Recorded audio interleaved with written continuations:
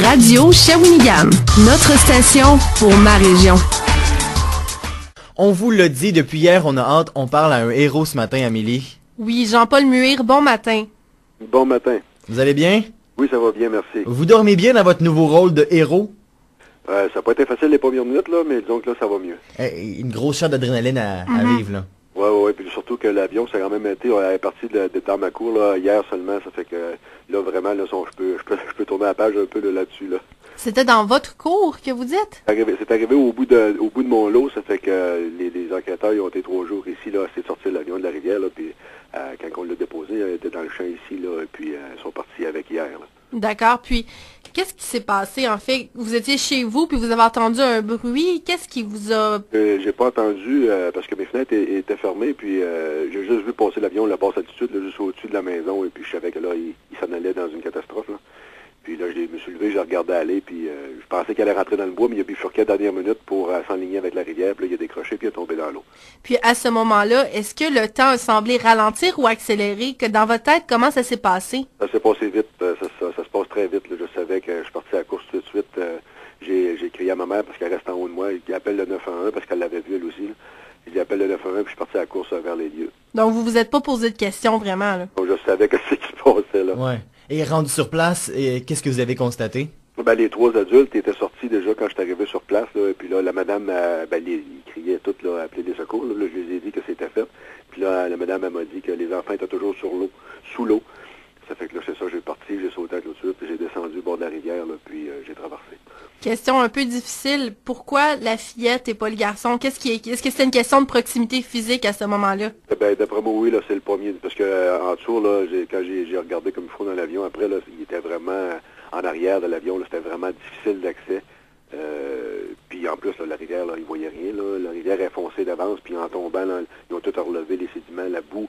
Ça fait que ça la visibilité va être nulle complètement là, en dessous de ça, là. Ça fait que c'est le premier que tu pognais, là, que tu réussis à détacher puis à ramener, là. C'est comme l'instinct de survie qui embarque, là.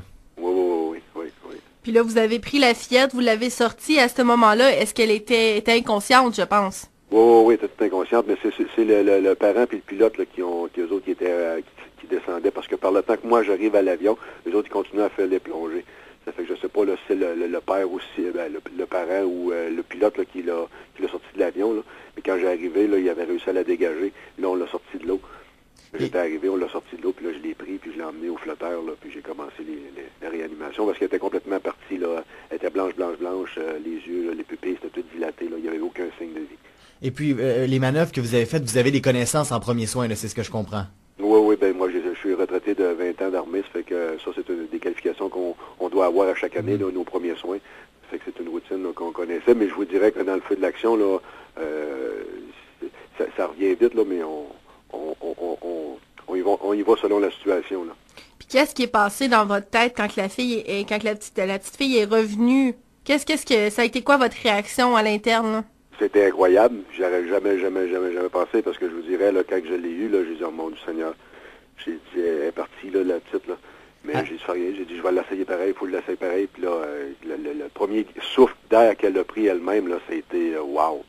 C'était extraordinaire. Puis j'y parlais tout le temps, là, je dis, reste avec moi, viens nous trouver. Puis c'était très, très, très spécial. Aviez-vous déjà eu à faire du sauvetage auparavant? Oui, mais pas dans la situation. J'ai jamais eu à ramener quelqu'un là, comme ça. Là. Ça m'est jamais arrivé. Là. Ça m'était jamais arrivé.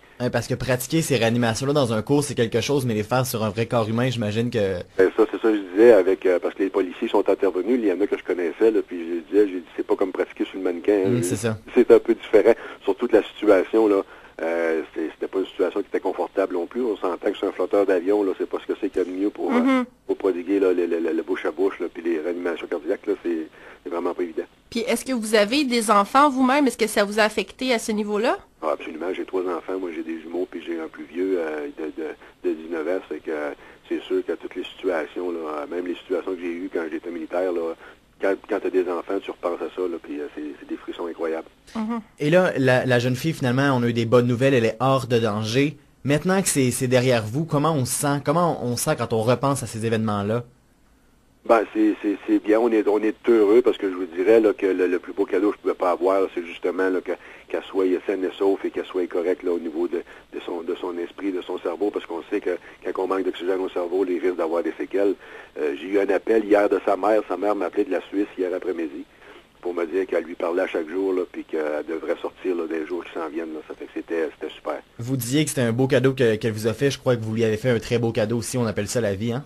Oui, c'est certain. Hey, Monsieur Muir, on vous remercie beaucoup d'avoir été avec nous ce matin. Bravo, félicitations Félicitations encore. pour votre exploit.